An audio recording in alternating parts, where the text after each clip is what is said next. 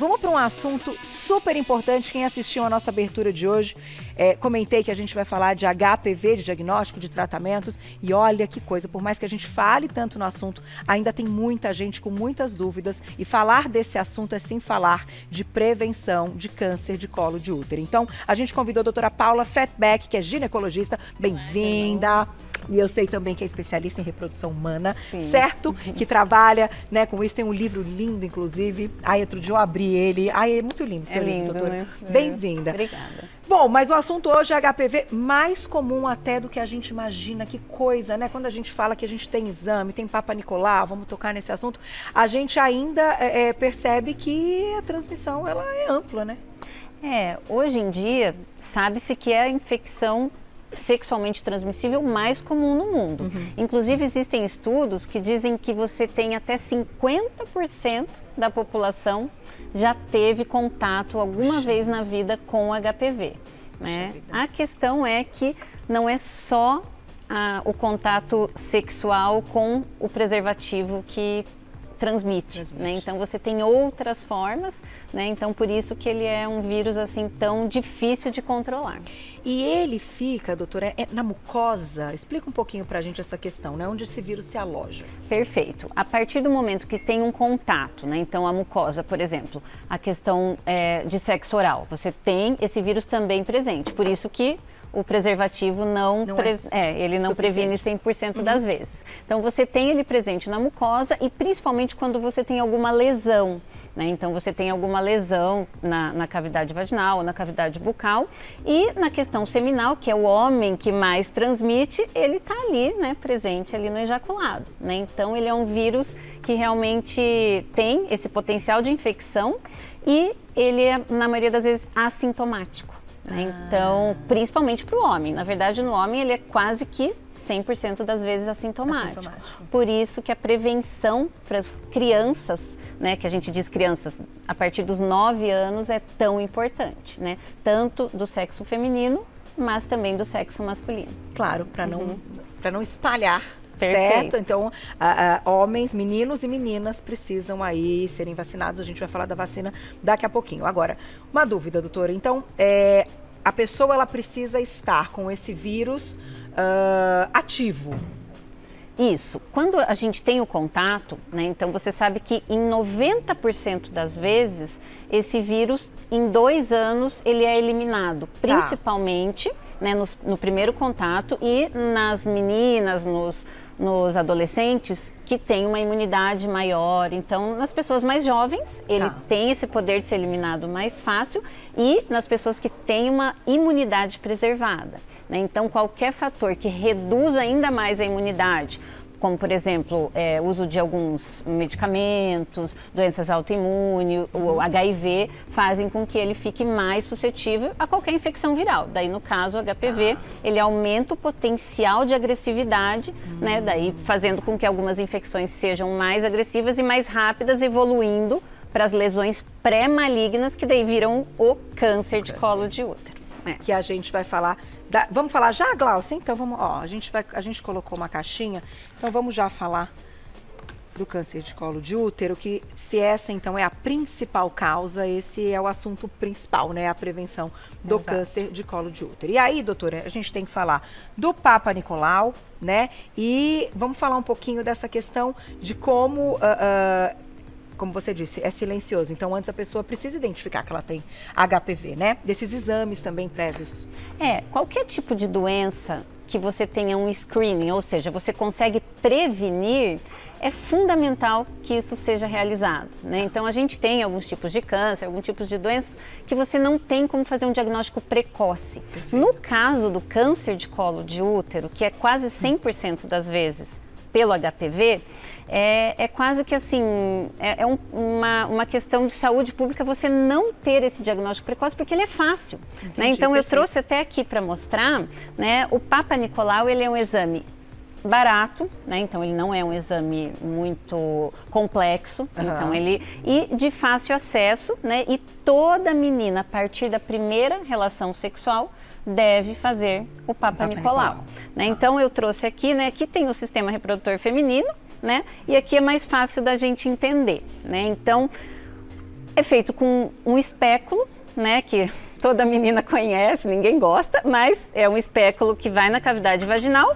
e simplesmente, Carol, a gente passa esse escovado aqui, né, você entra pela vagina, na entradinha do útero, né, que é a junção escamo-colunar que a gente fala, que é onde ele fica. Então, ele geralmente está aqui, porque é uma região mais suscetível de proliferação celular. Então, você manda esse escovado numa citologia, que é um líquido, e o exame é feito. Então, ele é um exame muito fácil, né, que pode ser realizado, deve ser realizado anualmente a partir da primeira relação sexual e que pega o início da lesão, porque o HPV, ele demora anos, geralmente, para evoluir. E o início mesmo, desde a primeira alteração na célula que o HPV faz, até daí uma lesão que chama NIC1, que é a primeira, depois tem 2, 3, você tem o câncer, que a gente chama CA in situ, até o câncer. Então, ou seja, você precisa de, às vezes, até 15 anos para aquilo evoluir. Olha. E acontece como? Acontece quando você não faz a prevenção durante esse tempo todo. Então, né? é no Papa Nicolau que a gente também descobre se teve o contato. Perfeito. E se está com o vírus HPV. Perfeito. Daí, Certo. tendo vírus, você vai, obviamente, fazer uma investigação mais minuciosa. Então, daí você vai pedir alguns outros exames que vão confirmar. Você consegue, inclusive, hoje ver a genotipagem do tipo de HPV, né? Porque outra coisa também é importante, a gente tem mais de 150 tipos de HPV.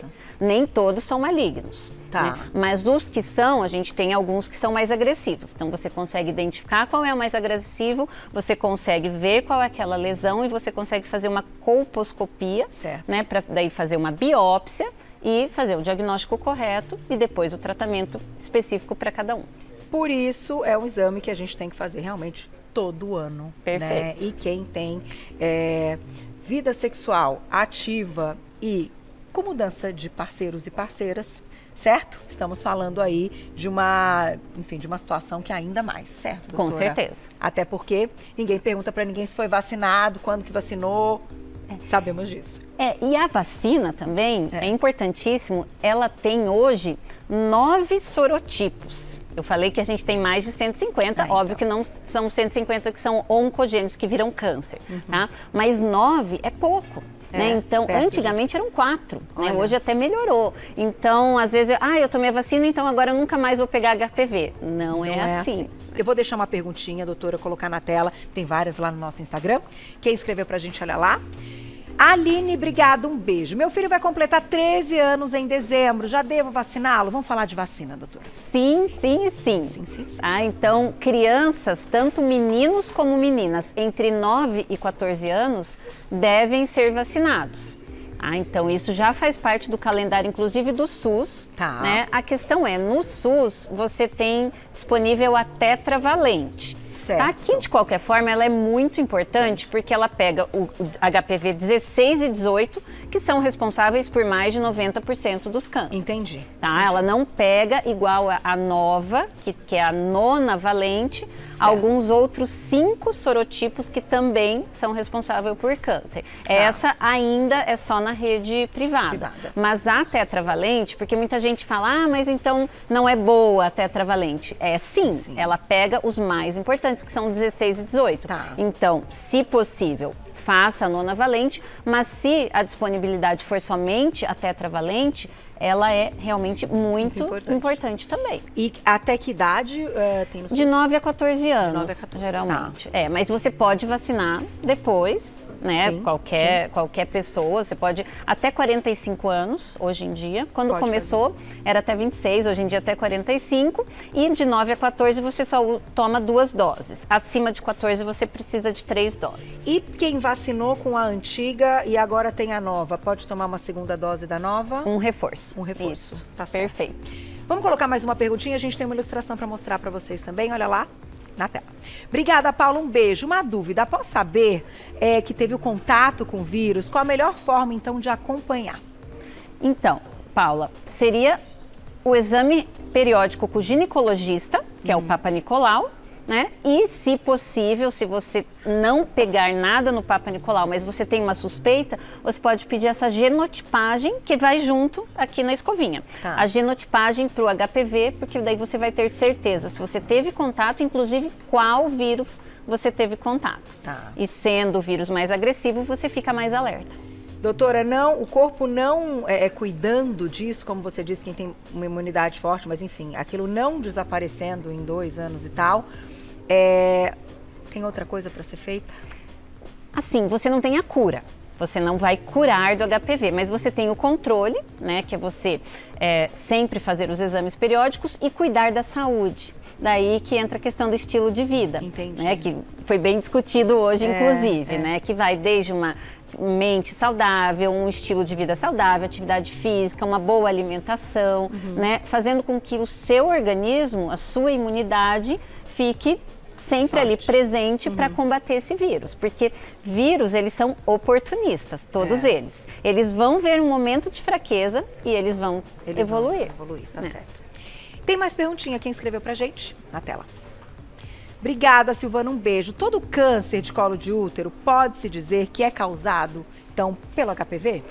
Olha, não são todos, mas mais de 99%. Tá? Então você tem alguns tipos de câncer de colo, eu tô falando do colo do útero, tá? Porque daí é um pouquinho diferente do útero, porque você tem o câncer de colo do útero, que é o HPV, e você pode ter daí no endométrio, no útero, sarcoma, que é outro tipo de câncer, tá? Okay. Então, do câncer de colo do útero quase sempre é HPV. Você tem uma pequena porcentagem, 1%, que são outros tipos de câncer, mas que são raríssimos e são muito agressivos. Tá. E que a gente também consegue detectar com algum exame de imagem ou até com o próprio Papa Nicolau? Com o Papa Nicolau não sempre. Porque não dá para Perfeito, tirar. porque daí as células não são assim as mesmas. Entendi. Às vezes sim, dependendo, mas dele já está um pouquinho mais evoluído, digamos assim. Mas mais na imagem você consegue ver, exatamente. Vou aproveitar e colocar o vídeo então, doutora, a gente tem aqui um ilustra para mostrar então o câncer de colo de útero que a gente comentou há pouco. Olha lá, doutora, pode explicar pra gente.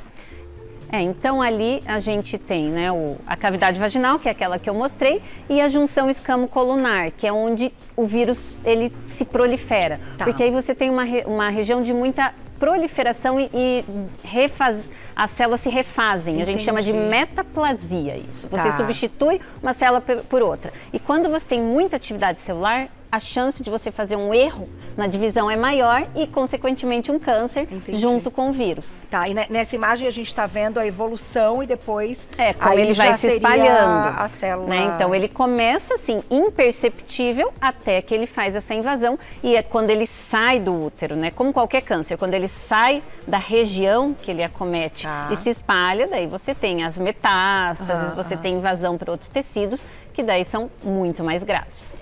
E de qualquer forma, gente, olha que pauta importante, depois vai estar lá no YouTube, pode compartilhar para todo mundo ficar com esse alerta. A gente está falando de algo simples, né? Sim.